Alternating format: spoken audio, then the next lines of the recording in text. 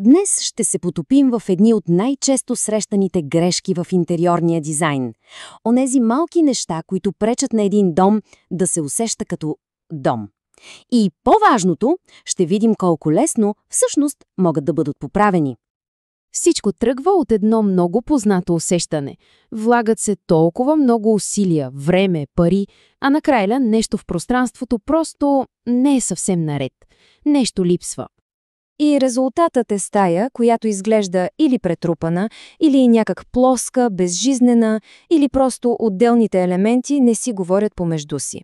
Истината е, че това е много често срещан проблем. Но тук е добрата новина. Причината рядко е липса на вкус.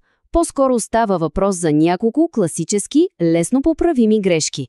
Днес ще разгледаме точно 8 от тях. Добре, нека да започнем от самите основи – цветовете и материалите. Защото точно тук, в самото начало, често се залагат първите капани. И ето го първият и може би най-голям капан. Да се влюбиш в цвят боя под ослепителните луминесцентни лампи в магазина, без да го тестваш у дома. Случвало се на всеки, нали? Прибираш се вкъщи, боядисваш и се хващаш за главата, защото цвета от малкото картонче и цвета на цяла стена, огряна от съвсем различна светлина, могат да бъдат, меко казано, коренно различни. За да се избегне това огромно главоболие, решението е толкова просто – тестване. Винаги взимайте мостри. Боядисайте големи листове хартия, формат А4 или дори А3 и ги залепете на стената. Наблюдавайте ги сутрин, следобед, на изкуствена светлина вечер, сравнете ги с пода, с мебелите. Тази една малка стъпка спестява буквално хиляди левове и нерви за пребоядисване. Абсолютно същата грешка, но в малко по-различен вариант, се случва и с други материали, особено в ерата на онлайн пазаруването. Избираме плочки, паркет или дамаска само по снимка на екрана. Ето една съвсем реална история. Човек си поръчва красиви светлосиви плочки онлайн. И когато пристигат и ги слага на стената, те изглеждат почти черни.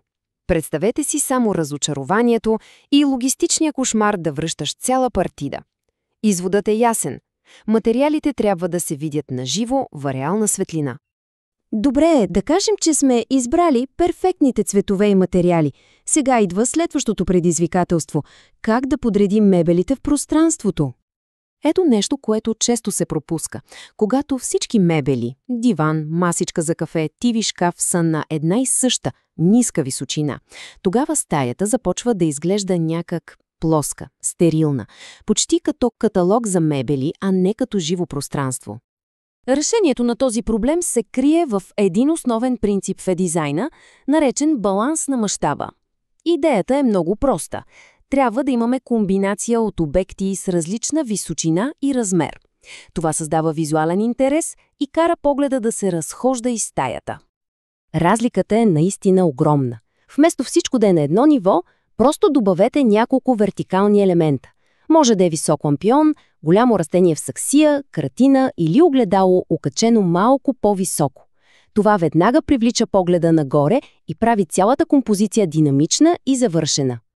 О, килимите! Те могат или да обединят цялата стая, или да я накарат да изглежда разхвърляна и несвързана, а най-честият виновник за второто е просто грешният размер.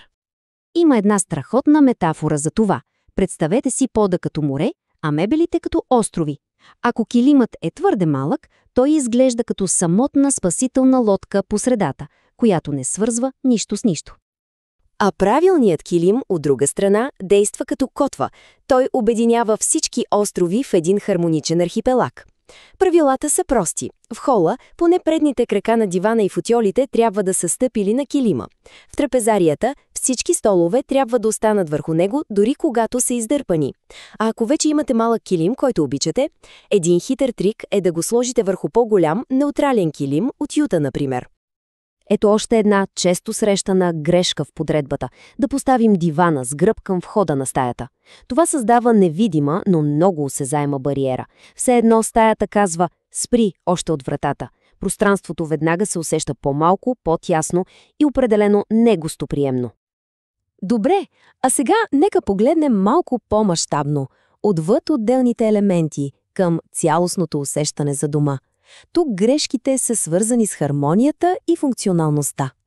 Когато всяка стая е в напълно различен стил, с напълно различна цветова палитра, преходът от едно пространство в друго може да бъде, шокиращ. Домът започва да се усеща не като едно цяло, а като колекция от несвързани помежду си стаи, което създава усещане за хаос.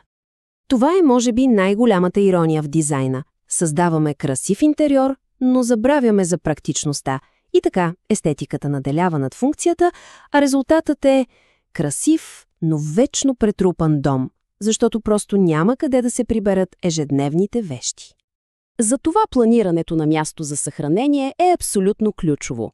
И тук не говорим само за огромни гардероби. Мислете креативно. Вградени рафтове, табуретки ракла, красиви кошници с капаци, контейнери под леглото, функционални конзолни маси. Всяка стая има нужда от своите умни решения, за да остане подредена и красива в дългосрочен план. И така стигаме до последната грешка, тази, която всъщност стои в основата на почти всички останали. Да започнеш ремонт или обзавеждане без ясна концепция е като да тръгнеш на пътешествие без карта. Изборите стават случайни и импулсивни.